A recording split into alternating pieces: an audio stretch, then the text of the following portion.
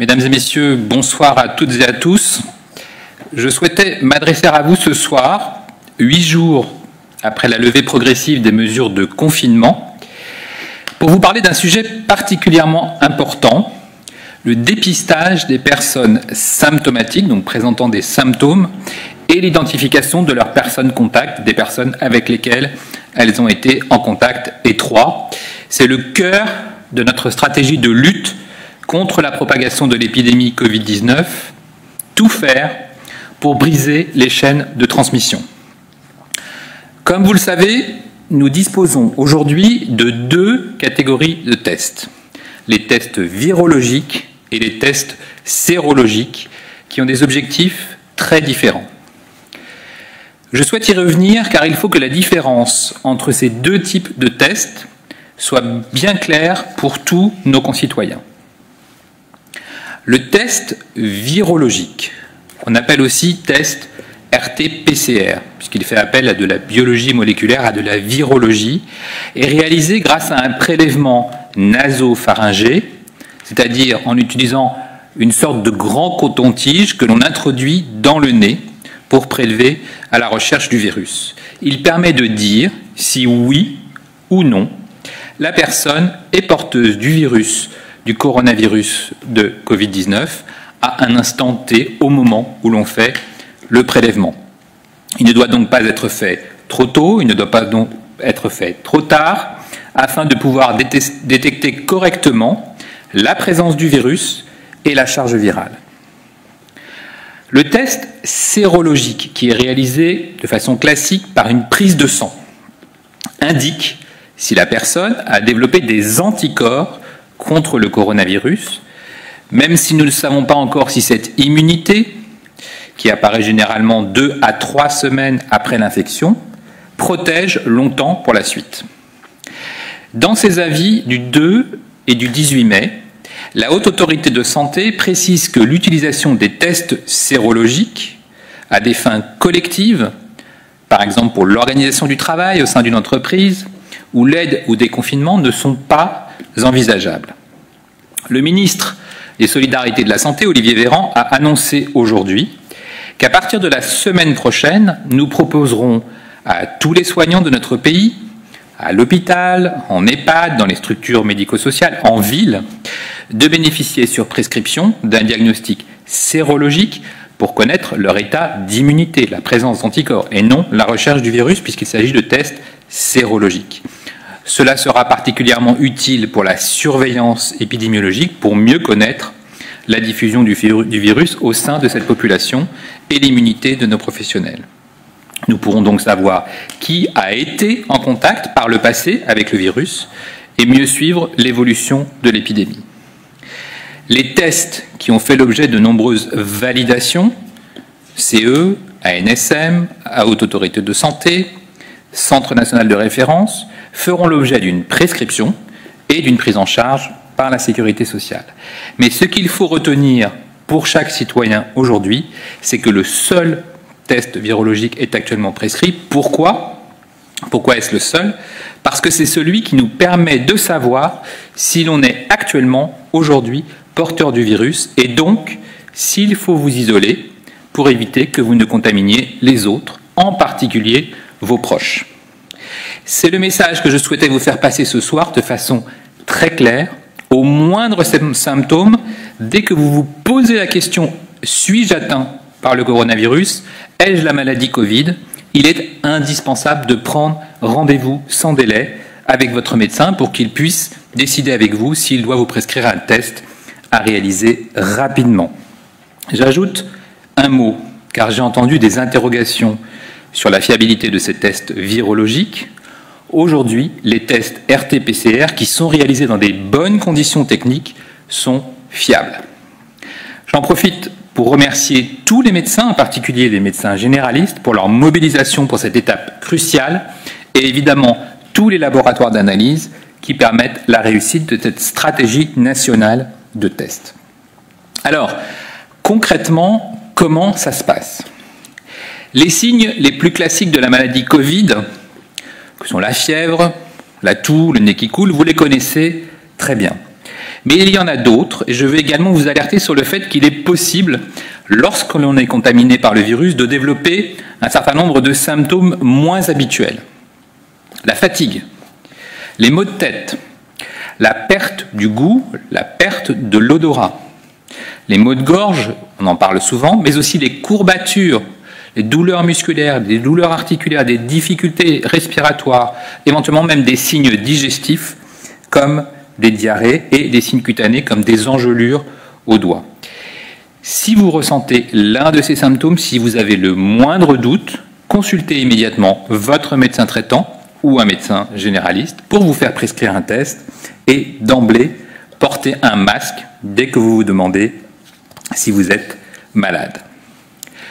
Une fois le test PCR virologique prescrit, prenez immédiatement rendez-vous pour ce dépistage et évidemment isolez-vous afin de ne pas contaminer vos proches. Pour identifier le centre de prélèvement le plus proche de chez vous, rien de plus simple.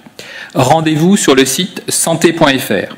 Une carte y indique tous les lieux de prélèvement proposés sur le territoire national, ainsi que les horaires et les coordonnées du laboratoire.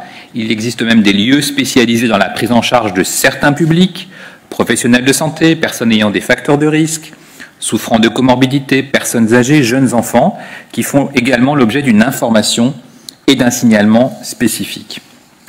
À ce jour, 3000 lieux de prélèvement sont disponibles sur l'ensemble du territoire. Ils permettent à chacun d'accéder à une prise en charge rapide pour endiguer au plus vite la chaîne de contamination. Donc, consultation rapide chez votre médecin et immédiatement rendez-vous pour un test rapide en laboratoire.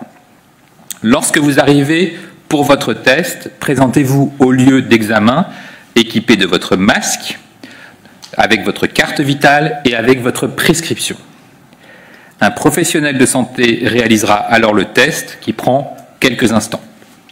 Je veux là rassurer les uns et les autres sur la qualité sanitaire des structures de prise en charge de tests que je viens d'aborder. Toutes les précautions sont prises par les professionnels pour que l'accueil du public se fasse dans les meilleures conditions.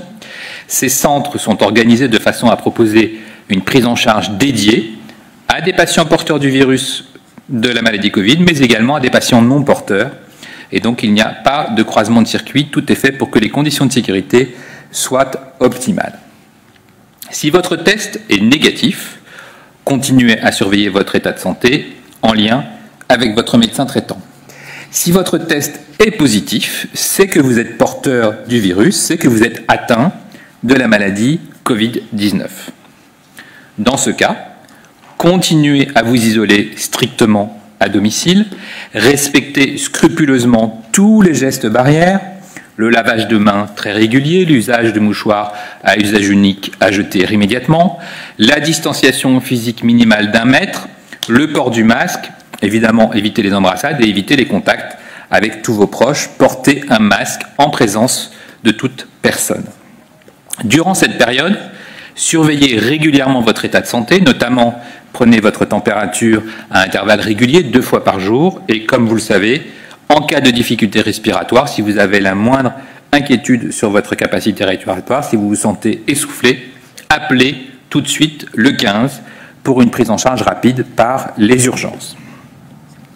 Moins de 24 heures après le résultat du test, les personnes positives, si vous avez eu ce test positif, sont contactées par le médecin traitant et les services de l'assurance maladie en toute confidentialité pour identifier avec vous l'ensemble de vos contacts rapprochés.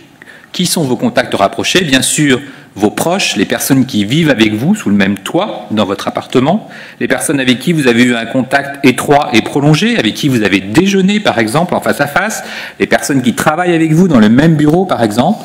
Et donc, c'est important que ces personnes contacts soient identifiées avec vous pour être à leur tour appelées par le médecin ou par les opérateurs de l'assurance maladie. C'est absolument essentiel. Si vous êtes positif, cela signifie que vous avez pu contaminer sans le savoir les personnes que vous avez croisées au cours des derniers jours avec des contacts réguliers, avec des contacts rapprochés, avec des contacts prolongés. Et ces personnes doivent être identifiées prévenus, testés, soignés et isolés pour éviter de contaminer encore d'autres personnes. Celles que l'on appelle vos personnes contacts peuvent donc se faire tester sans prescription médicale dans le centre de test le plus proche de chez elles. L'assurance maladie aura déjà prévenu le laboratoire. Il suffit donc simplement de prendre directement rendez-vous, rapidement rendez-vous avec le laboratoire le plus proche de chez vous. Il faut bien comprendre pourquoi nous mettons en place cette stratégie. Si vous vivez avec d'autres personnes dans votre foyer et que vous êtes porteur du virus, malade de la maladie Covid, il est fort probable que votre famille le soit aussi. Elle doit donc aller se faire dépister immédiatement. Dans ce cas précis, un test négatif impliquera quand même une mise en quatorzaine. Pourquoi ? Parce que la phase d'incubation de la maladie varie entre 2 et 14 jours. Vous pouvez donc être négatif le jour du test, le jour J, puis devenir porteur positif quelques jours plus tard. En ce qui concerne toutes les autres personnes contacts que vous avez vues au cours des dernières 48 heures avant l'apparition des symptômes, le test pour eux devra avoir lieu 7 jours après le dernier contact avec la personne malade pour avoir le plus de chances de détecter des personnes positives et évidemment plus tôt si ces personnes devaient développer des symptômes. Face à cette épidémie inédite, massive, rapide, meurtrière, je compte sur le civisme des Françaises et des Français pour respecter ce processus. Déconfiner ne signifie pas la fin de l'épidémie. Au contraire, avec le recul des mesures de confinement, il est établi que le risque de contact avec le virus augmente. Or, nous le savons, le virus est toujours là, il est dangereux et meurtrier. Le risque de reprise épidémique et la vitesse de propagation de l'épidémie ne sont liés qu'à nos comportements humains, qu'à nous. Nous avons le pouvoir de maîtriser l'épidémie. Dans ce contexte, se faire tester au moindre doute, c'est entrer dans un parcours de prise en charge médicale qui permettra au plus grand nombre d'être détecté vite, d'être détecté à temps. C'est aussi permettre d'identifier efficacement ceux qui, dans nos entourages, parmi nos proches, risqueraient de contracter le virus et éventuellement de développer une forme grave. J'en appelle donc à la responsabilité de chacun. Pour notre sécurité à tous, imposons-nous individuellement et collectivement, en famille et avec nos amis et nos proches, de respecter ces règles. Nous avions pris tous ensemble l'habitude de freiner l'épidémie pendant le confinement. N'appuyons pas sur l'accélérateur, alors qu'à compter de demain soir, vous le savez, un certain nombre de personnes vont profiter d'un week-end prolongé. Même si le déconfinement est une bonne nouvelle pour nous tous, même s'il se traduit par une liberté retrouvée, il ne nous dispense pas de rester vigilants et notamment de respecter l'ensemble des gestes barrières.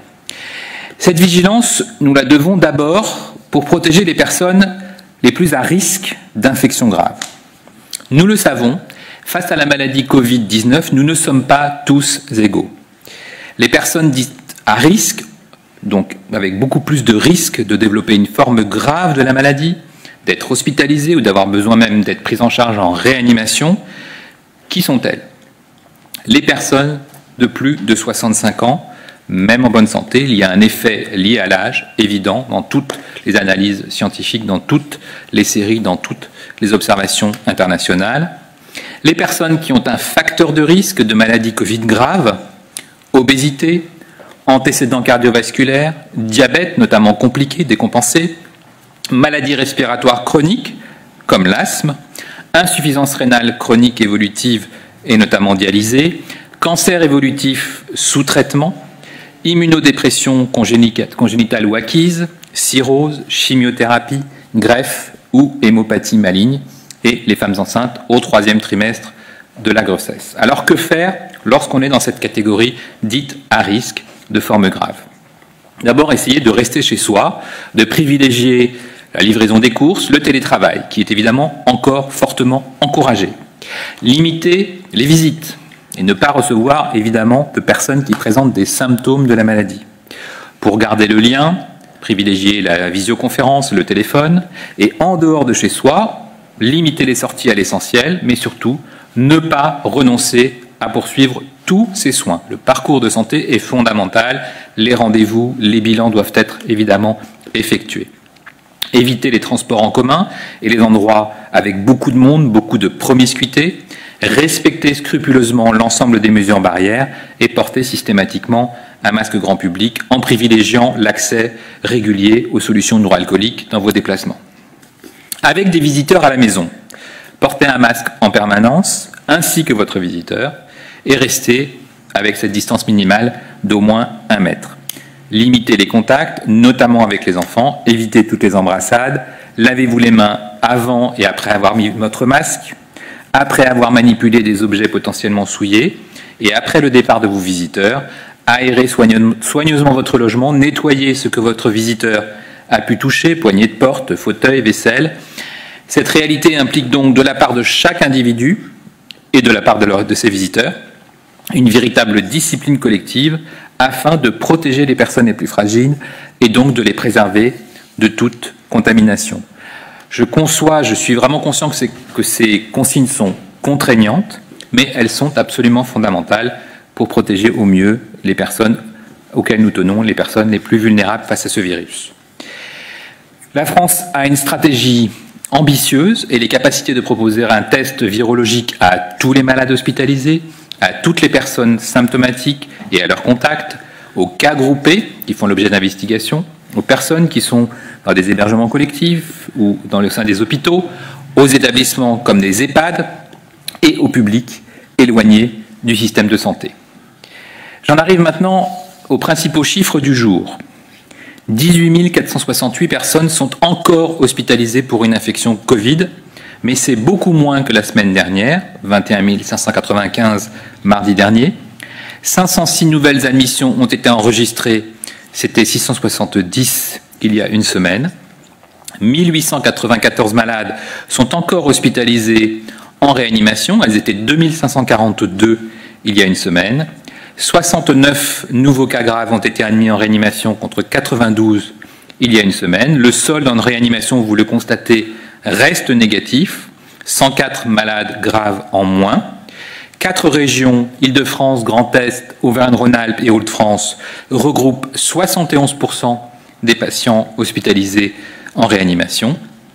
En Outre-mer, on relève 111 hospitalisations, dont 23 en réanimation. Enfin, depuis le début de l'épidémie, depuis le 1er mars, près de 100 000 personnes ont été hospitalisées, 99 258, dont 17 564 dans un état grave, qui ont nécessité une prise en charge en réanimation. Et bonne nouvelle, 62 563 personnes sont rentrées à domicile après un séjour hospitalier. Je vous remercie.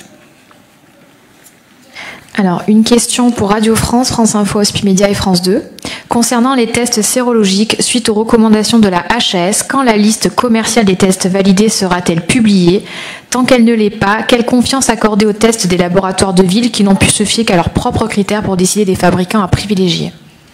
Alors, c'est un très gros travail. Je tiens à rassurer sur le fait qu'il existe déjà une norme CE et que les laboratoires d'analyse médicale en France font très attention aux normes. Il y a un gros travail en cours mené par l'Agence nationale de sécurité du médicament, par le Centre national de référence de la maladie et par la Haute Autorité de santé pour que dans les prochains jours, nous ayons à disposition pour les laboratoires cette fameuse liste. Toujours à propos de ces tests sérologiques, comment comprendre qu'en l'absence de cette liste de tests validés, des hôpitaux publics achètent déjà leurs tests? Alors, il y a effectivement de nombreux tests qui sont disponibles dans les laboratoires. Ce sont ces tests qui disposent déjà de la norme CE et qui font l'objet d'une validation très poussée par le Centre national de référence sur leur fiabilité, sur leur sensibilité, sur leur spécificité. Et donc, nous validerons avec les autorités françaises et en particulier la Haute Autorité de santé la liste définitive qui sera publiée dans les tout prochains jours. Concernant les tests virologiques, on devrait assister à une légère hausse depuis le 11 mai, même si le nombre de cas baisse globalement. Le dépistage des cas contacts fait mathématiquement augmenter le nombre de dépistages. Or, cette hausse n'apparaît pas dans les données de Santé publique France. Avez-vous une explication? Oui, nous avons un décalage, vous le savez, entre le déconfinement et l'impact contact que nous allons observer dans les prochains jours. Et donc, dès que nous aurons l'ensemble des données sur l'activité des tests, et en particulier cette nouvelle stratégie de tests virologiques proposée massivement à l'ensemble des personnes symptomatiques, nous les partagerons avec vous. 2 questions pour BFM TV. Certains médecins ont signalé devoir attendre plusieurs jours les résultats après un test de dépistage pour leurs patients. Est-ce que vous considérez que c'est un dysfonctionnement? Comment faire pour que les résultats soient disponibles pour tous en moins de 24 heures? Alors c'est justement l'objet de cette présentation, c'est de bien faire comprendre à tous les acteurs, aux personnes qui s'estiment malades, à leurs médecins généralistes et au laboratoire, l'importance de cette chaîne de solidarité, de compréhension mutuelle pour aller rechercher les personnes porteuses, pour casser les chaînes de transmission. Donc à partir du moment où vous vous posez la question, est-ce que je ne suis pas malade du Covid? Et jusqu'au moment où vous avez le résultat, globalement il faut 48 heures. Et tout le monde compte. Vous, qui allez un petit peu perdre du temps avant d'appeler votre médecin, le médecin qui peut vous aider à trouver un rendez-vous rapide au laboratoire, et puis vous qui devez aussi vous rendre au laboratoire et ensuite attendre ce résultat sous 24 heures. Donc c'est une chaîne, mais cette chaîne de rapidité et d'efficacité, elle conditionne le fait qu'on va briser la chaîne de transmission. Est-ce que vous avez déjà un retour sur cette nouvelle stratégie de tester, tracer, dépister? Oui, alors le retour, il est déjà très intéressant puisque les personnes qui se font tester comprennent très vite l'intérêt d'échanger avec leur médecin traitant pour tester évidemment leurs proches, pour tester leur famille. Elles ont parfaitement aussi compris le rôle de l'assurance maladie qui va chercher les personnes contacts, qui va informer les personnes contacts de façon extrêmement compétente et professionnelle. Et donc, je crois que maintenant, les Français ont parfaitement compris que si on veut mettre fin à cette épidémie, parce qu'on a les moyens de mettre fin à cette épidémie en étant collectivement tous mobilisés pour cette stratégie, plus on va chercher des porteurs, plus on va trouver leurs personnes contacts, moins on va permettre au virus de passer d'une personne à l'autre. 3 questions pour Mediapart, dont la première posée également par la PM. Combien de tests RT-PCR ont été réalisés chaque jour depuis le début du déconfinement? Combien de positifs? Est-ce un chiffre anticipé? Alors, comme vous l'a dit le ministre déjà à plusieurs reprises, nous étions dans les derniers jours à 50 000 tests par jour et l'objectif est évidemment de continuer à monter dans cette prise en charge importante de déconfinement. Et vous avez en plus un taux de positivité qui est connu depuis longtemps, qui est publié régulièrement par Santé publique France, qui était observé aussi bien en milieu hospitalier qu'en ville et qui est actuellement un petit peu supérieur à 2%. Où en est la mise en place du fichier SIDEP, censé contenir l'intégralité des résultats des tests et donc permettre de les compter? Le fichier se met en place dans d'excellentes conditions. Quels sont les premiers résultats de la mise en place de la recherche des cas contacts? Combien de personnes ont-elles été contactées puis dépistées grâce au dispositif? Avec quel taux de positivité? Alors, par définition, les personnes contacts sont détectées un petit peu plus tard que les personnes initiales, puisqu'il faut encore les repérer, donner leurs coordonnées et puis pouvoir leur proposer le test. Comme je vous l'ai indiqué, quand vous avez été contact lundi avec une personne positive, il va falloir attendre 7 jours pour faire votre test. Donc il y a un décalage dans cette prise en charge et qui est normal puisqu'on attend la durée moyenne d'incubation pour être sûr que les personnes auront le test au bon moment. Donc il y a un premier élément positif dans cette stratégie du cas contact, c'est que les gens comprennent l'importance d'être contactés et ils comprennent l'importance de se faire tester. Donc c'est une information importante. Deuxième information importante, on a l'impression qu'il y a moins de cas contacts par cas positif, ce qui montrerait que les Français ont parfaitement compris l'importance des gestes barrières, qu'ils font attention dans la distanciation physique, qu'ils utilisent les masques grand public dans les moments où on ne peut pas respecter cette fameuse distance d'1 mètre. Et donc finalement, le nombre de contacts à risque diminue et c'est un très bon signe. Une question pour la BBC. Est-ce que les maires sont accompagnés et conseillés dans leur décision de fermer des écoles ou au contraire de les maintenir ouvertes suite à la découverte de cas suspects confirmés de Covid-19 par la DGS ou les ARS? Alors vous savez que les décisions concernant les écoles primaires sont prises par les maires, mais évidemment les ARS, les agences régionales de santé, sont à la disposition des autorités pour donner des conseils sanitaires. Une question pour RTL. Après cette première semaine de déconfinement, quel enseignement en tirez-vous? Les premiers chiffres sont-ils rassurants ou inquiétants? Je dirais que les premiers chiffres vont être analysés avec beaucoup d'attention. D'abord parce que, vous le savez, nous sommes finalement très peu de temps après ce déconfinement et que avec la phase d'incubation du virus, nous avons une semaine actuellement, cette semaine, pour observer l'impact du déconfinement. Mais je trouve qu'objectivement, en premier lieu, nous avons des Français qui sont très mobilisés, qui sont très rigoureux dans l'application des gestes barrières. Et je pense qu'on peut s'en féliciter collectivement parce qu'une immense majorité des Français a parfaitement intégré aujourd'hui l'importance d'appliquer les gestes barrières, l'importance de porter un masque grand public quand on ne peut pas éviter les contacts, en particulier dans les transports. Et donc, c'est plutôt une satisfaction dans l'observation de nos comportements que cette responsabilité individuelle et collective. Plusieurs questions pour CNews et la première posée également par Angers Info. L'hypothèse d'une contamination des employés par la proximité et la manipulation des animaux est à ce jour démentie par les scientifiques. Le difficile respect des gestes barrières dans ces entreprises est souligné par les professionnels. Outre le dépistage et l'identification des cas contacts, quelle position préconisez-vous ? Quelles positions et préconisations comptez-vous prendre?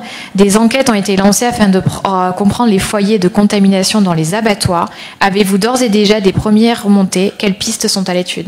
Alors vous savez que les abattoirs ne dépendent pas de la santé et je pense qu'il ne faut pas stigmatiser cette profession. Je pense qu'il faut qu'on soit attentifs tous ensemble à toutes les activités collectives et qu'en particulier quand on travaille en collectivité, il y ait une responsabilité de l'ensemble du collectif pour appliquer scrupuleusement les gestes barrières. Donc il faut vraiment rappeler que nous sommes finalement dans nos comportements ce que sera la vitesse épidémique. Ce sont nos comportements humains qui vont déterminer si oui ou non il y a transmission et donc évidemment plus nous serons attentifs, plus nous serons réactifs devant tout cas, quand on est capable de soutenir son proche, de soutenir son collègue de bureau en disant si tu te poses la question, si tu es inquiet, vas-y, ce sera une démarche solidaire, ce sera une démarche collective dans l'intérêt de tous. Chez nos voisins allemands, si le taux d'infection excède 50 contaminations pour 100 000 habitants durant 7 jours, des mesures de confinement peuvent être adoptées localement. Existe-t-il un seuil similaire propre pour la France? Sinon, l'envisagez-vous? Alors vous savez que nous l'avions déjà proposé, puisque nous avions en phase 1 et en phase 2 des seuils d'alerte qui étaient du niveau de 10 cas pour 100 000 habitants. Les Allemands sont à 50 cas pour 100 000 habitants sur une moyenne de 7 jours. Ce sont donc des chiffres extrêmement identiques, extrêmement semblables. Et l'approche d'une moyenne sur les 7 derniers jours nous paraît intéressante, parce que ça permet de lisser des variations quotidiennes dont on sait qu'elles sont importantes en fonction des week-ends, en fonction des différentes stratégies de test. Donc avoir une approche sur les 7 derniers jours est une approche intéressante et il est assez logique que la France et l'Allemagne aient des démarches similaires. Pouvez-vous faire à nouveau un point sur les cas qui s'apparentent au syndrome de Kawasaki? Ces signalements ont-ils augmenté depuis la semaine dernière? Sait-on expliquer ce phénomène? Faut-il s'en inquiéter? Alors, ce ne sont pas exactement des maladies Kawasaki. Les pédiatres qui suivent évidemment avec attention ces maladies rares, ces syndromes inflammatoires multisystémiques atypiques pédiatriques qui touchent des enfants de 5 ans à 20 ans, nous leur avons demandé de mettre en place une surveillance active, c'est-à-dire de nous signaler tout nouveau cas. Nous sommes aujourd'hui à 152 cas depuis le 1er mars.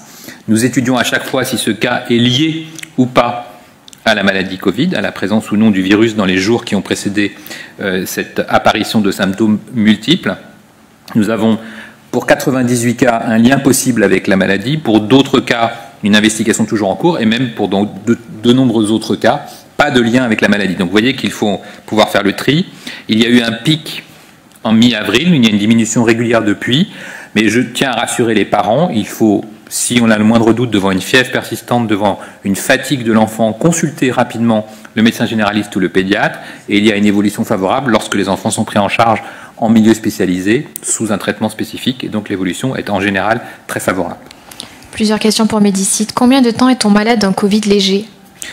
Alors, par définition, un Covid léger peut être très léger, donc on peut avoir des signes pendant quelques jours. Je crois qu'il faut par contre insister sur le fait que quand on a été malade, quand on a eu un test positif, il faut rester isolé et en particulier attendre au moins 48 heures après la disparition de tout symptôme avant de reprendre une activité, parce qu'on sait qu'on peut rester porteur avec encore des symptômes mineurs. Donc le message est, tant qu'on a des symptômes, on reste à la maison et on évite tout contact avec ses proches.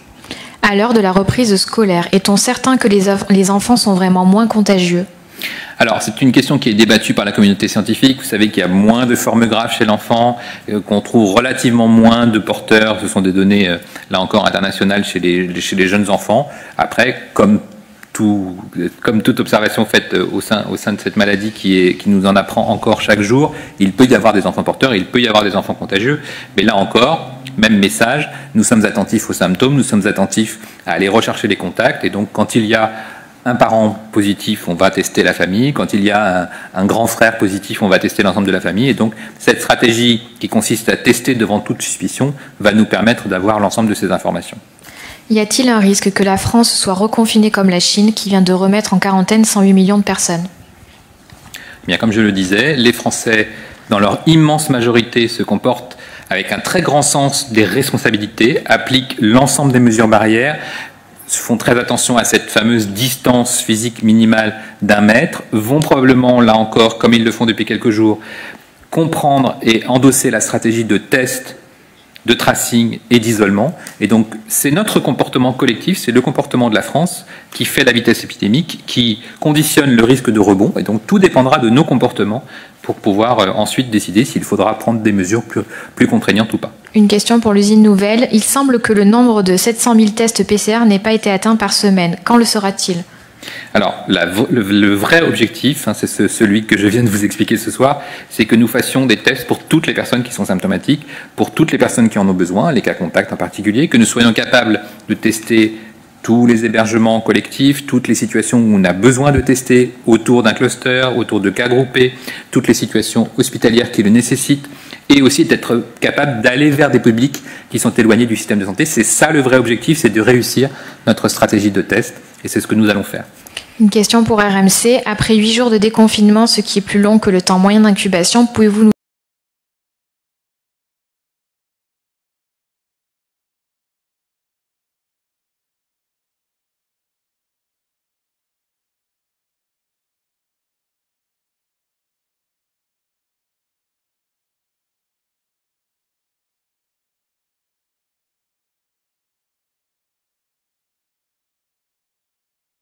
Merci à vous.